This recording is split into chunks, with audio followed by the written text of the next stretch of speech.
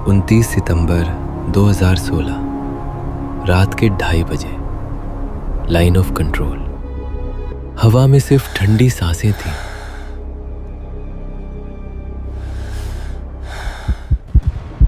और आंखों में एक ऐसी आग जो 11 दिन पुराने जख्मों से पैदा हुई थी। एक तरफ थे अनगिनत पाकिस्तानी बंकर, माइनफील्ड और चौकस पहरे। दूसरी तरफ सिर्फ गिने चुने फौजी, पैरों में जंगली घास की खामोशी और दिलों में 19 शहीदों का बदला। ये कोई स्क्रिप्ट नहीं, ये वो रात है जिसने हिंदुस्तान की जंग की तारीख बदल दी।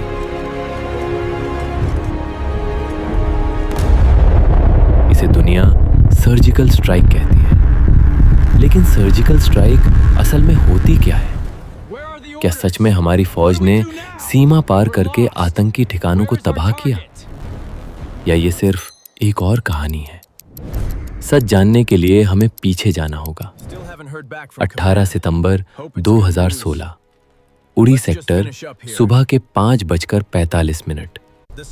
वो मंजर जिसने 1.3 अरब लोगों के सब्र का बांध तोड़ दिया। लेकिन इस सच के अंदर एक और अनकही कहानी छिपी है। वो टारगेट जो सरकार ने कभी जाहिर नहीं किए, वो सबूत जो पाकिस्तान आज भी नकारता है, और वो एक खास रणनीति जिसके बिना मिशन पल भर में तबाह हो सकता था।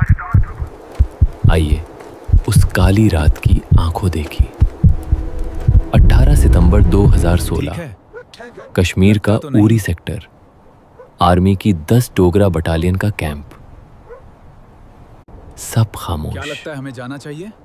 देर हो चुकी है, हम सुबह चलेंगे, इस बात का ध्यान रखना। हाँ, मुझे पता है। सूरज निकलने में अभी थोड़ी देर थी। सावधान रहना। ठीक। सिपाही अपने बंकर में चाय बनाने की तैयारी कर रहे थे, कुछ सो रहे थे। What's that? पता नहीं कब देश की सरहद की निगरानी करते करते पूरी रात गुजर चुकी थी। क्या हमने पर्याप्त किया है? अचानक झपाक की आवाज। अरे बाप रे, ये क्या हुआ? ग्रेनेड। फिर एकदम से बंदूकों की बौछार। हरी अप, मैं आ गया, आगे बढ़ो। 4 आतंकी जो जंगल काटते हुए कैंप के अंदर तक पहुंच चुके थे, ताबड़तोड़ फायरिंग कर रहे थे।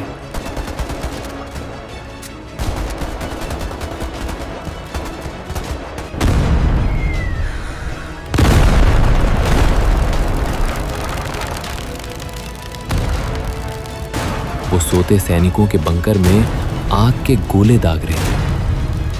किसी को संभलने का मौका नहीं मिला। जवानों ने अपनी पलटन के लिए जैसे तैसे मोर्चा संभाला।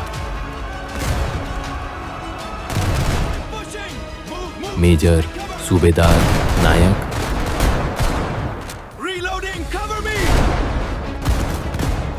हर कोई बिस्तर से उठते ही लड़ता हुआ गिरा। चलो आगे बढ़ो। भारतीय सेना के लिए वो 2.5 घंटे किसी नरक से कम नहीं थे। Reloading. Take this. No.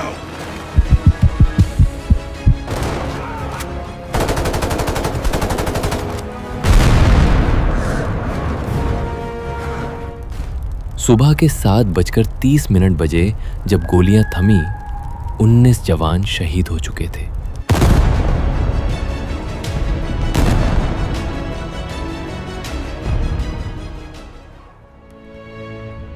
उन्नीस परिवारों का चिराग बुझ गया। यह सिर्फ एक आतंकी हमला नहीं था, यह भारत की सरहद पर खुलेआम घुसपैठ थी। एक चुनौती थी, हमें रोको अगर हिम्मत है तो। पूरे देश में सन्नाटा छा गया, पर उस सन्नाटे के नीचे एक ज्वालामुखी पक रहा था। हर किसी की जुबान पर एक ही सवाल था, अब क्या? अब क्या? भारत माता की जय। हिंदुस्तान का गुस्सा आसमान छू रहा था, पर क्या हमारी सेना को सीमा पार जाकर जवाब देने का ऑर्डर मिलेगा, या फिर एक बार फिर बयानबाजी होगी? 31 सालों से यही हो रहा था। 26/11 हो, संसद हमला हो, हर बार कहा गया सब्र का बांध टूटेगा, लेकिन कभी नहीं टूटा। पर इस बार शायद कुछ बदलने वाला था, क्योंकि जब तिरंगे में लिपटे 19 ताबूत अंतिम विदाई के लिए जा रहे थे, दिल्ली के एक वॉर रूम में एक अलग ही जंग का नक्शा बिछ चुका था। प्रधानमंत्री नरेंद्र मोदी और सेना चीफ दलबीर सिंह सुहाग के बीच एक बंद कमरे में बैठक हुई। जो बात वहां तय हुई उसे सिर्फ 3 लोग जानते थे। वहां से निकला तो सिर्फ एक अल्फाज, लड़ाकों को फ्री हैंड दिया जाता है।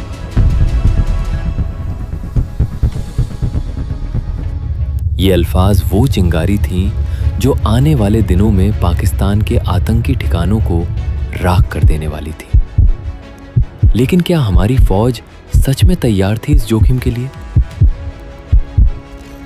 क्या होगा अगर मिशन फेल हो गया?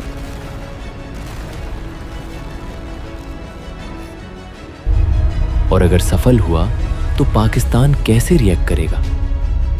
ये सवाल हवा में थे जब 28 सितंबर की रात आसमान में बादल छाए थे और चांद ने अपनी रोशनी छिपा ली थी। ये कहानी सिर्फ उस एक रात की नहीं है, इसकी जड़ें बहुत गहरी हैं। 1990 का दशक,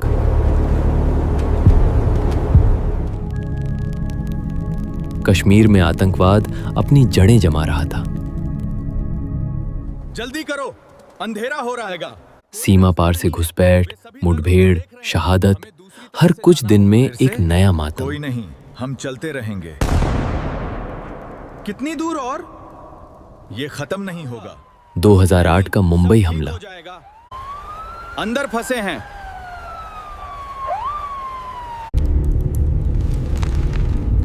देश ने झेला पर जवाब नहीं दिया। 2014 में जब नई सरकार आई तब उसने सबसे पहला संदेश दिया, अब आतंक को मुंह तोड़ जवाब मिलेगा।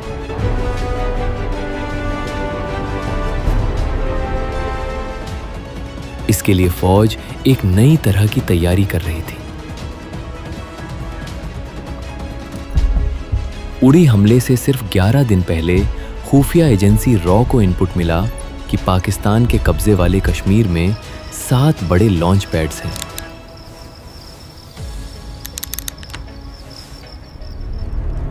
जहां आतंकियों को ट्रेनिंग दी जाती है, खाना दिया जाता है और हथियार देकर भारत भेजा जाता है। रॉ ने यह भी बताया कि कुछ ठिकानों पर हाई प्रोफाइल कमांडर छिपे हुए हैं। उड़ी के शहीदों की शिनाख्त होते होते सेना के स्पेशल ऑपरेशंस डिवीजन ने एक खतरनाक प्लान तैयार कर लिया। लेकिन इस मिशन की सबसे बड़ी दुश्मन थी सरहद। एलओसी पार करना मतलब सीधे पाकिस्तान की सेना से आमना सामना। अगर हमारा एक भी जवान पकड़ा गया तो इसका नतीजा युद्ध हो सकता था। इतिहास में एक ही बार ऐसा हुआ था, 1971, जब मुक्ति वाहिनी ने बांग्लादेश में क्रॉस बॉर्डर ऑपरेशन किया। लेकिन तब पूरी दुनिया में युद्ध छिड़ चुका था। 2016 में भारत ने पहली बार एक संप्रभु देश के खिलाफ ऐसा करने का फैसला किया। अब सवाल था, कौन? सेना ने अपनी सबसे घातक यूनिट्स को चुना। पैरा स्पेशल फोर्सेस की 4 और 9 पैरा की टुकड़ी। ये वो जवान हैं जो अंधेरे में देख सकते हैं, जो बिना आवाज किए दुश्मन की गर्दन काटते हैं और जिन्हें रेड लैंग्वेज में डेड इलीट कहा जाता है। उनके साथ एनएसजी के कुछ एक्सपर्ट भी थे। दिल्ली से 2000 किलोमीटर दूर कश्मीर के एक अनजान बेस पर इन जवानों को बुलाया गया। उन्हें बताया गया कि ये एक हाई रिस्क मिशन है, लेकिन पूरी डिटेल नहीं बताई गई। सिर्फ इतना कहा गया, तुम्हारा शरीर हथियार बनना चाहिए। अगले 9 दिनों तक वो एक दूसरे के साथ रहे। दिन में नए पैंतरे,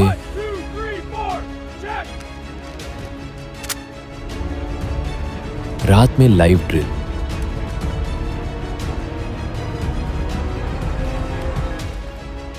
नकली गांव बनाए गए, उनमें छिपकर हमला करने की प्रैक्टिस हुई। हर हथियार की आवाज, हर मूवमेंट, सांसों तक की रिहर्सल। उनके कानों में सिर्फ एक कमांड गूंज रही थी, नो रिट्रीट, नो प्रिजनर। दूसरी ओर खुफिया ने जासूसी सैटेलाइट्स और ड्रोन से 4 चिन्हित लॉन्च पैड्स की हर मूवमेंट पर नजर रखनी शुरू कर दी।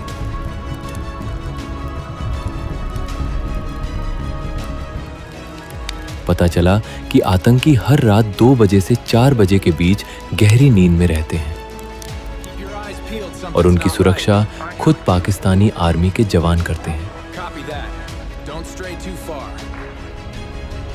ये सुनकर मिशन और जानलेवा हो गया। लॉन्च पैड्स के आसपास पाकिस्तानी सेना की पोस्ट्स थीं। 366 आर्टिलरी रेजिमेंट फ्रंट लाइन पर तैनात। हमारे जवानों को उन्हीं की आंखों में धूल झोंककर अंदर घुसना था, मारना था और बिना किसी नुकसान के सही सलामत वापस लौटना था। ये लगभग असंभव था।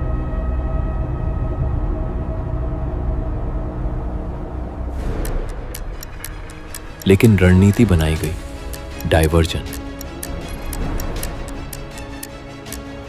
पैरा टीमों के अलावा एलओसी पर स्थानीय गोरखा और डोगरा रेजिमेंट को साथ लगाया गया। तुरंत यहाँ पहुंचो, खतरा है। क्या हो रहा है? हम आ रहे हैं, तैयार हो जाओ, हमला हो सकता है। मैं तैयार हूं। उन्हें बताए बिना अलग अलग पॉइंट्स पर फायरिंग करने का आदेश दिया गया ताकि पूरी सरहद पर भारत की फौज व्यस्त रहे। अब इंतजार था तो सिर्फ सही रात का। 22 सितंबर को पहला मौका आया, लेकिन ऑपरेशन टाल दिया गया। 25 सितंबर फिर टल गया। वजह चांदनी रात, अंधेरा कम था, पाकिस्तानी स्नाइपर्स की नजर से बचना मुश्किल। Mission commander lieutenant general Ranbir Singh ने ऑर्डर दिया, घुप अंधेरी रात चाहिए, तभी हम जाएंगे। –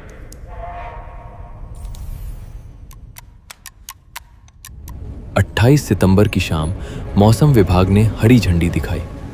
आसमान में बादल छाएंगे, चांद नहीं निकलेगा। वो मौका था। 28 सितंबर रात 8 बजे गुप्त बेस पर आखिरी ब्रीफिंग हुई। हर जवान को एक टारगेट का फोटो और कोऑर्डिनेट्स दिए गए। हथियारों में साइलेंसर लगाए गए। GPS, night vision goggles, body कैमरे सब चेक हो गए। एक अफसर ने अपनी डायरी में लिखा, हम वापसी का रास्ता भूल चुके हैं। रात 10 बजे जवानों ने एक दूसरे को गले लगाया। मां, बीवी, बच्चों की फोटो को आखिरी बार हाथ लगाया और फिर घुप अंधेरे में गायब हो गए। 28 सितंबर रात 11 बजे चारों तरफ सिर्फ कालिक सा अंधेरा।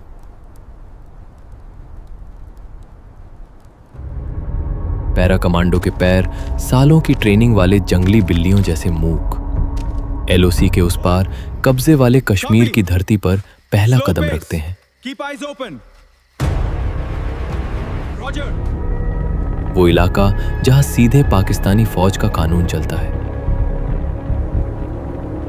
नक्शे के मुताबिक आगे बढ़ना था, लेकिन जमीन पर हालात कुछ और ही थे। पहला खतरा, माइनफील्ड। हमारे जवानों के पास सिर्फ सीमित नाइट विजन थे। उन्हें याद था कि एक बार पैर रखने की गलती तो सब कुछ धमाके में उड़ जाएगा। इसलिए वो रेंगते हुए आगे बढ़े।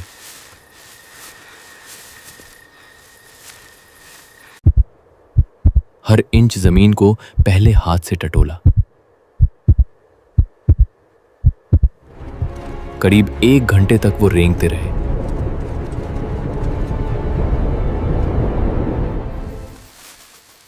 घास की सरसराहट, हवा का एक झोंका भी दुश्मन को अलर्ट कर सकता था।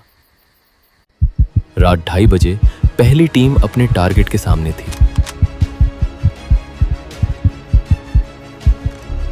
वो लॉन्च पैड, जिसे पाकिस्तान मदर ट्रेनिंग सेंटर कहता था।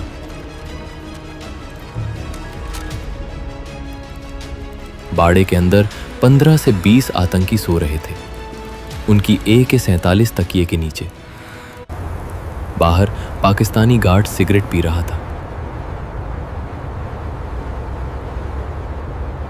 एक इशारा और 2 कमांडो ने साइलेंसर वाली पिस्टल से गार्ड को ढेर किया। फिर जो हुआ वो बिजली की तरह तेज था। जवानों ने झोपड़ियों में एक साथ घुसकर अंधाधुंध फायरिंग नहीं की, बल्कि ठीक वैसे ही जैसे एक सर्जन चीरा लगाता है। एक एक आतंकी को अलग करके मारा। 2 आतंकी जाग गए और भागे। They're right behind us. Stop! Don't let them escape. तेजी से आगे बढ़ो, दुश्मन नजदीक हैं। सर! हमला करने को तैयार रहो। उनका पीछा करते हुए हमारे जवानों ने खुले मैदान में उन्हें ढेर किया। यहां से 2 किलोमीटर दूर दूसरी टीम ने अपना टारगेट लॉक कर लिया था। ये लॉन्च पैड एक पहाड़ी ढलान पर था, जो पाकिस्तानी पोस्ट से महज 700 मीटर दूर था। यहां सबसे ज्यादा जोखिम था, पर टीम लीडर ने गिनती की। 1, 2 और हमला। ग्रेनेड, मशीन गन, सब कुछ एक साथ। पूरी रात पहाड़ों में सिर्फ धमाकों की आवाजें गूंजती रहीं। पाकिस्तानी सैनिकों ने अपनी पोस्ट से फायरिंग शुरू की, पर पता नहीं चला कि गोली कहां से आ रही है, क्योंकि हर तरफ हिंदुस्तानी गोरखा यूनिट के जवान अलग अलग पॉइंट से जवाबी फायरिंग का नाटक कर रहे थे। पाकिस्तान का पूरा संचार तंत्र कंफ्यूज हो गया। इधर तीसरी और चौथी टीम ने अपने अपने निशाने साधे। एक लॉन्च पैड पर तो निगरानी कर रहे ड्रोन ने यह भी बताया कि एक टनल के अंदर से आतंकी निकलकर भाग रहे हैं। कमांडो ने उस सुरंग के मुहाने पर ग्रेनेड फेंका। सुरंग ढह गई, अंदर ही सब दब गए। सुबह करीब 4:30 बजे सभी टीमों ने अपना काम पूरा कर लिया।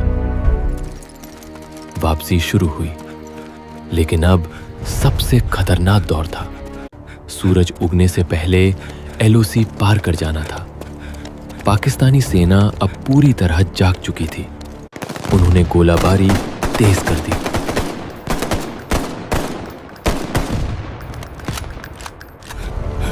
हमारे जवान घायल, थके, लेकिन बिना रुके भागे। एक एक करके सब अपनी सरहद पर लौटे। सुबह 5:30 बजे आखिरी जवान LOC के भारतीय साइड पर कदम रखता है। उस वक्त एक अजीब सन्नाटा था। किसी ने जयकारा नहीं लगाया। हर किसी की आंखों में सिर्फ 19 शहीदों के चेहरे थे। मिशन कंट्रोल में बैठे लेफ्टिनेंट जनरल को तार पर जो पहला शब्द सुनाई दिया वो था, जय हिंद सर, सारे टारगेट्स एंगेज्ड। उसके बाद वहां जो सुकून का एक आंसू टपका, वो सिर्फ गिने चुने लोगों ने देखा। उस रात अमेरिका, ब्रिटेन, फ्रांस सब ने अपने बयानों में भारत के आत्मरक्षा के अधिकार का समर्थन किया। ये भारत की कूटनीतिक जीत थी।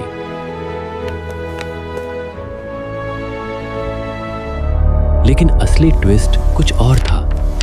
ऑपरेशन खत्म होने के बाद खुफिया सूत्रों ने खुलासा किया कि लॉन्च पैड्स पर सिर्फ आतंकी नहीं मारे गए थे, कुछ ऐसे लोग भी वहां मौजूद थे जिन्हें पाकिस्तान कभी स्वीकार नहीं करेगा। आईएसआई के हैंडलर, सेवानिवृत्त पाकिस्तानी आर्मी ऑफिसर जो आतंकियों को गाइड कर रहे थे, और 2 लॉन्च पैड ऐसे थे जो दोबारा कभी शुरू नहीं हो सके, क्योंकि वहां जमीन के नीचे जो सुरंगों का जाल था वो पूरी तरह बर्बाद हो चुका था। ये बातें कभी आधिकारिक रूप से नहीं मानी गईं,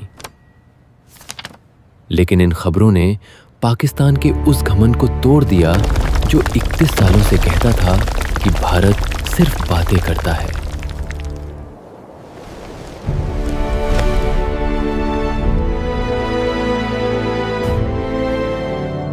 सितंबर 2016 की वो रात अब इतिहास बन चुकी है।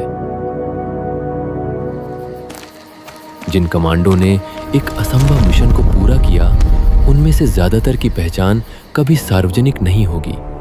वो बिना नाम के हीरो हैं, जिन्होंने अपनी जान की परवाह नहीं की, सिर्फ इसलिए ताकि हर हिंदुस्तानी कह सके हमारी फौज में दम है। 2016 के उड़ी हमले का घाव आज भी हरा है, लेकिन उस घाव पर जो मरहम सर्जिकल स्ट्राइक ने लगाया, वो दर्द के साथ साथ एक कसम भी है। ये कसम कि अब कोई हमला बिना जवाब के नहीं रहेगा। ये कसम कि हर शहीद के बदले हम 1 मील पत्थर गाड़ेंगे। तो अगली बार जब आप तिरंगा फहराते हुए देखें, याद रखिएगा 28 से 29 सितंबर की उस अंधेरी रात कुछ सूरमाओं ने आंधी बनकर कहा था, हिंदुस्तान अब सिर्फ सहता नहीं, हिंदुस्तान अब जवाब देता है।